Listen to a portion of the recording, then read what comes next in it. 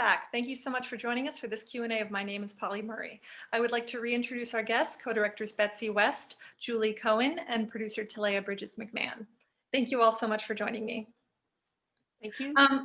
First, I really just want to thank you all for introducing me to the incredible Pauli Murray, who I had never heard of before this film. As you explained, it's not that uncommon, but it certainly isn't right, and your documentary will hopefully begin to change that. Betsy, as you mentioned in the introduction, your previous documentary was this wonderful portrait of Justice Ginsburg, RBG, which you made with Julie. And it was a lovely surprise to see her appear in this film. So how did RBG lead you to Pauli Murray, and how did that unfold into a film of its own?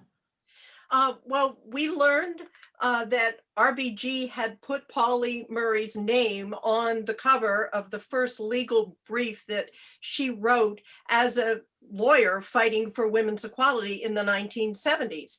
And that was because she had read a groundbreaking essay that Pauli had written, making the case that you could use the 14th Amendment to win equal rights for women. So, you know, we thought that was interesting, but we didn't know too much more about Pauli until, as I said, after the film, we started looking into the story and discovered that Pauli was way more than a feminist legal groundbreaker, as you saw in the film, just almost a Zelig-like life, touching so many people and having such an influence. And we just asked ourselves the same question that you did, like, why don't people know about this person? And Julie, did you have anything to add? You know, it's a gap, I think, in all of our historical understanding of the 20th century that Pauli Murray's name isn't more familiar and isn't taught in schools alongside other great thinkers, activists, lawyers, writers and poets, clergy members.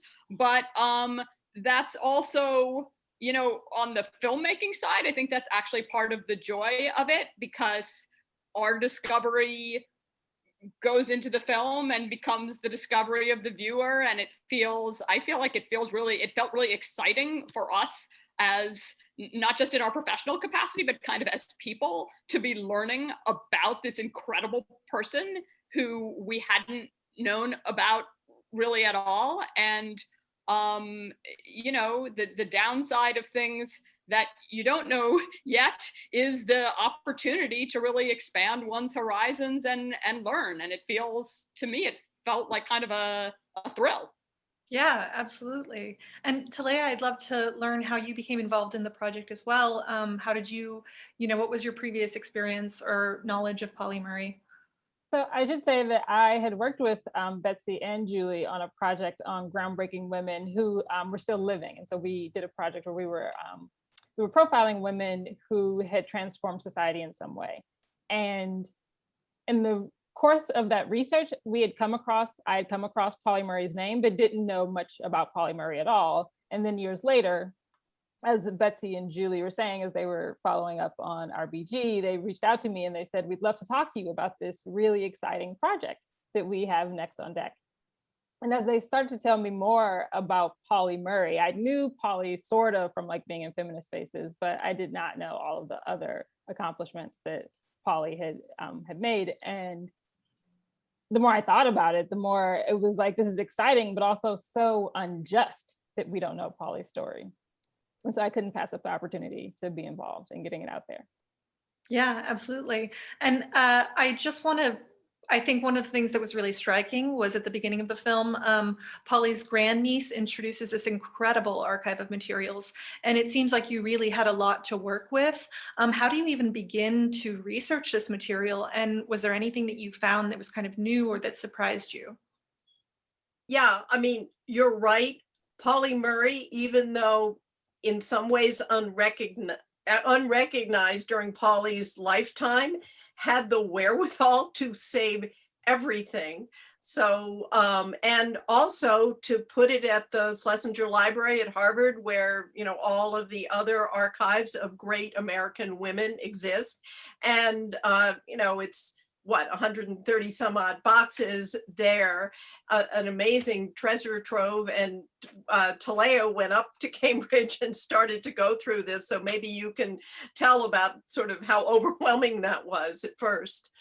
I mean, it was a pretty amazing experience. I've gone through archives before, and what was remarkable to me about Pauli's archive is I went into it expecting to see documents that were related to speeches and papers and research.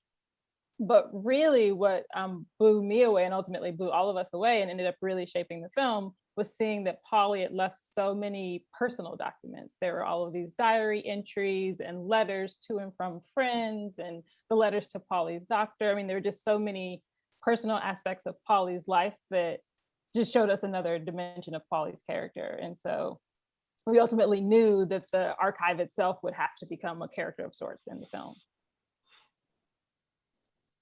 Yeah, did you have something to add, Julie? There's a real sense in which Pauli was communicating with the future. Like, that's kind of what that archive was all about. Like, maybe you're not recognizing me now, but there's gonna be a time when what I have to say will be more broadly, there'll be a more broad base of listeners for it. So we kind of felt like sort of the recipients of this amazing stuff. And it was great, not only the documents and letters and diary entries, but also the audio tapes. Oral history seemed to be actually even a more popular art in the 70s and 80s. And there were a number of people, mostly graduate students, who were doing oral histories of Pauli and were recording Pauli's story for posterity. The great thing is that even if those projects weren't that fully organized, Pauli had the wherewithal to be making personal copies of every time that someone was coming to do an interview. And so many hours of that, dozens of hours, ended up in the archive as well. So like, what a treat to be able to hear somebody's story like Pauli's really in their own voice contemporaneously. I just want to say that it really impacted the film ultimately, because when we started, we were wondering, we knew Pauli had so many writings and that those writings, we wanted it to appear in the film in some way.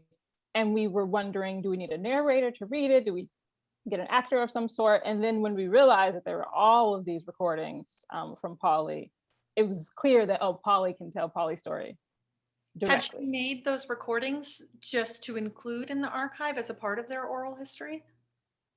I mean, it No. seemed like Pauli had them for posterity, just in case. Whenever someone, sure, Betsy, you can chime in. Yeah, I mean, I also think that, we had one incredibly serendipitous thing that happened, that our intern, who actually was a student at Pauli Murray College at Yale, who came to work for us for the summer, was looking for photographs of Pauli. And actually there are a fair number of photographs because Pauli was a photographer and seemed to keep lots of pictures.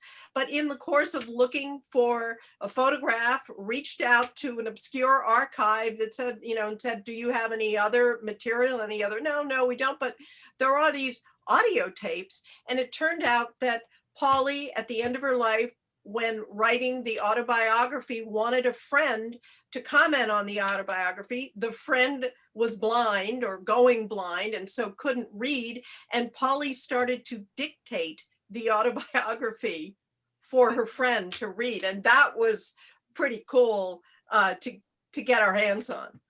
I love that. That's incredible. Yeah. And Pauli's friend, like Pauli, was like, you know what, this stuff might be so important someday. And so it had ended up like it was at a Park Service archives in Maryland, for those, for your DC area audience. And there it was. Pauli didn't quite finish this, the whole audio tape recording of the autobiography. So it was like the first 70% of the autobiography, but the autobiography, Pauli's autobiography is so amazing, called Song in a Weary Throat. And sometimes we would just pick out a passage that we thought, it'd be really great to have this as part of the story. And then we would go check and the draft version that was on these audio tapes to be able to put those words in Pauli's voice, right? Like pop it right into the film. Yeah, I love the way that you foregrounded the text and, actually their own voice, and just kind of the way that it really shows you what an intelligent person this is. It's really wonderful. But Pauli is, she's an activist or a lawyer, a scholar, an author, a priest. I mean, did I miss anything?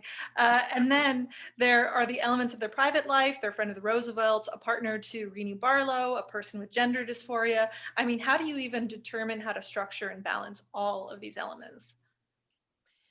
Yeah, that's always a challenge with any film. And, we didn't want this to feel like really a biopic and then this and then this and then that. We wanted to highlight some of the ways in which Pauli was so ahead of the times. So I think that's, obviously the refusing to go to the back of the bus in 1940 and, then getting rejected from the University of North Carolina and reaching out to FDR, protesting as successfully the segregation of restaurants in Washington. So we came up with the idea of using artistic renditions of photographs to kind of highlight these moments in which Pauli was doing things that a lot of people hadn't done before. And so that was one of the structural devices that we thought about. Yeah, I mean, I love that line, nobody was a feminist then except Pauli Murray. Pauli Murray, yeah, we love that too. And also just Jane Crow being kind of like a foreground for intersectionality and, this kind of thing that about, not capitalizing Black, it's like, these are ideas that are so before their time, it's incredible. And, one of the things that, is also incredible is, as you mentioned, the doctor's notes, the way that Pauli, kind of archived their gender dysphoria. And it seems kind of in the interviews that you conduct with scholars and experts, this element of Pauli potentially being trans or at least gender nonconforming is not well known or often discussed, but clearly it caused Pauli an incredible amount of torment. And the biographer that you have in the film speaks about including this in the book. And, was that the kind of first official acknowledgement of Pauli's experience? I think there were a number of, in the academic world, people that study 20th century history, actually, there are a number of academics who are quite familiar with Pauli Murray, and people have made different choices about what to do with this potentially personal material, but material, after all, that Pauli did make a choice to include in an archive that was to be public. Rosalind Rosenberg, who wrote the book Jane Crow, sort of was the first person to bring that into a sort of a more for the public, broad, popular history of Pauli Murray that Rosalind wrote called Jane Crow. But I think the way that scholars are looking at the history of trans and non-binary people is really changing quite rapidly. And there actually have been a number of trans writers and academics who have, centered Pauli's lifelong efforts to, on a private front, on the gender non-conforming side, something that obviously was hugely controversial during Pauli's lifetime, and with the arc of progress of history is getting less so. Yeah, and it's especially fascinating because Pauli wasn't able to live as the person that they were, that they aligned themselves with the feminist movement, which, what were the conversations that you had about how to include and how to frame these private struggles? I mean, it's, just a note about that. It's like, it's very clear why Pauli got involved with the feminist movement, right? Because Pauli is being perceived as a woman, regardless of how Pauli identifies. And so Pauli was constantly hitting up against the barriers that women faced at that time. And so thankfully, Pauli was the kind of person who hit any sort of barrier that was unjust, that was like, I am pushing through this, I'm finding a way around it, I am bringing people with me. And so in terms of us figuring out how to include, Pauli's own gender dysphoria, we thankfully, as Julie was saying, had Pauli's language. And so it was really important to us to try not to project into Pauli's experience and to let Pauli explain directly. And so as much as possible, we really leaned on Pauli's words, Pauli's writings, Pauli's anything that we could get from Pauli directly to talk about it. Yeah, and kind of also in this kind of note of depicting her private life, there's her partner that you talk about, Rini Barlow, but it doesn't seem like the material is necessarily there with regards to Rini, or that Pauli was even that open with the people in her life. So how did you go about depicting that? Yeah, that was a challenge because clearly they had a love relationship. You can see it from the letters that are there.